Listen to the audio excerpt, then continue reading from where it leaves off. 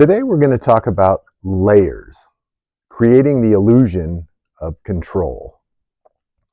So the illusion of control was never built on one single lie, but rather it was built on layers, decades and decades of pre-planned, coordinated events, each one reinforcing the last, repeated long enough to feel like the truth. History did not unfold by accident, but rather it was shaped by fear, distraction, distortions, and dependency. From war narratives and financial systems to media framing, health crisis, and manufactured consent, the patterns are always the same. Control the story, control behavior. This isn't about believing everything, but rather it's about questioning anything. Because when people stop questioning, power no longer needs to hide. So awareness is not rebellion, but rather awareness is self-defense. So one of the primary and most effective tools that elites and governments use to layer their lies and create false history and manipulate the public through fear-based narratives is through the use of what is called manufactured consent, coined by Walter Lippmann and expanded by Noam Chomsky and Edward Herman. So before we get into a few examples of layering lie on top of lie in order to control a narrative, let's understand what manufactured consent means first. So manufactured consent, by definition, is the process where corporate and governmental elites manipulate mass media to shape public opinion and create an illusion of consensus for their agendas. This concept suggests media filters, corporate influence, and propaganda to turn citizens into passive supporters of policies that may not even benefit them. The primary goal is to manage public opinion and ensure that popular attitudes align with the desires of the ruling class without resorting to overt force. So instead of acting as a check on power now, mainstream media often operates as a tool for elite interests by controlling the narrative and limiting public debate. So let's go over a few examples of layering, starting with number one, the moon landing. So the moon wasn't a lie. The footprints were. The moon landing was not a scientific breakthrough. It was a Cold War performance. So in 1969, the US did not just race to the moon, it raced to control the narrative of global dominance through televised spectacle. Decades later, the evidence has disappeared, telemetry data has vanished, technology lost, and no return mission in over 50 years. This was not a leap for mankind, but rather it was the opening act in a decades-long theater of control. Number two, 9/11, a catalyst for control. So 9/11 wasn't just a terrorist attack, it was a turning point in manufactured consent. In one morning, fear rewrote laws, erased rights, and justified endless war. The real collapse wasn't just steel and concrete, it was public discernment. From building demolitions to vanishing black boxes and untouched passports, the inconsistencies were never answered, they were just buried. So the question there was never what happened, but rather it was what did they need to happen and who benefited. Number three, the climate change hoax. So climate change is not a crisis, it is a business model.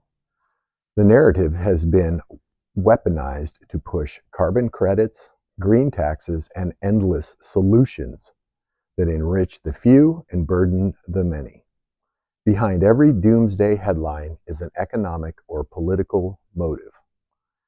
The goal was never to save the planet, it was to sell you fear, restrict your choices, and enforce compliance under the illusion of moral responsibility.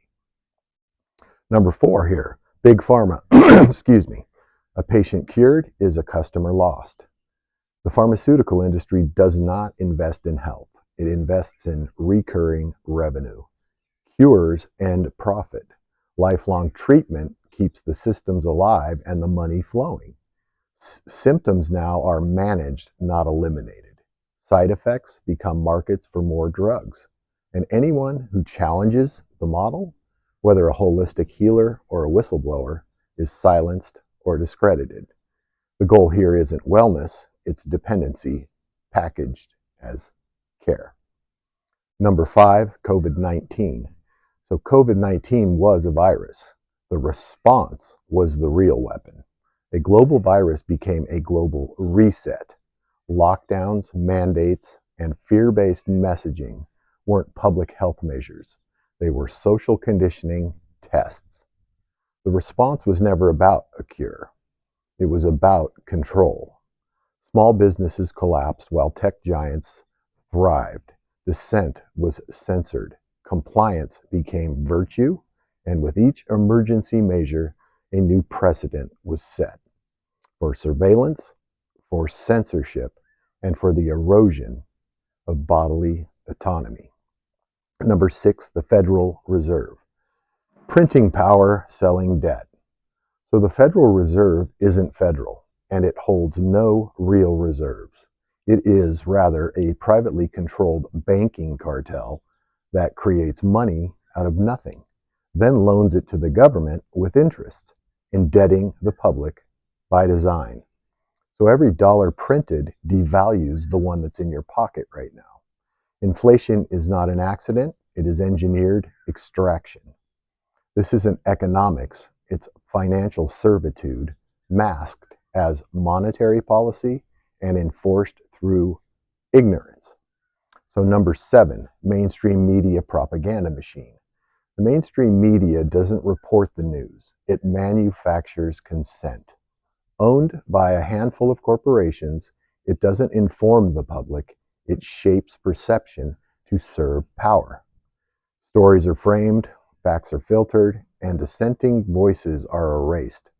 The goal isn't to keep you informed, it's to keep you aligned, not with the truth, but the approved version of it. The overpopulation crisis is a fabricated lie. The idea that the planet is overpopulated isn't science, it's social engineering. For decades, fear-based narratives have framed human life as the problem, justifying everything from sterilization campaigns to population management, we'll just say. In reality, many nations are facing declining birth rates, and the fear of overpopulation is used to manipulate people into accepting policies that benefit the few while restricting the many. So the greatest illusion of control is not created by one event, but by 1,000 coordinated truths, twisted just enough to feel real. History was not written by coincidence.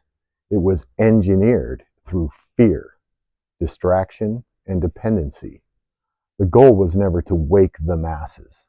It was to keep them comfortable enough to stay asleep. That's all I have today. Think about everything that I just talked about. This is Robert Christopher. I'm Conscious Creator. Stay conscious, stay present. We love you all, and follow the rabbit. And always be discerning. Thank you.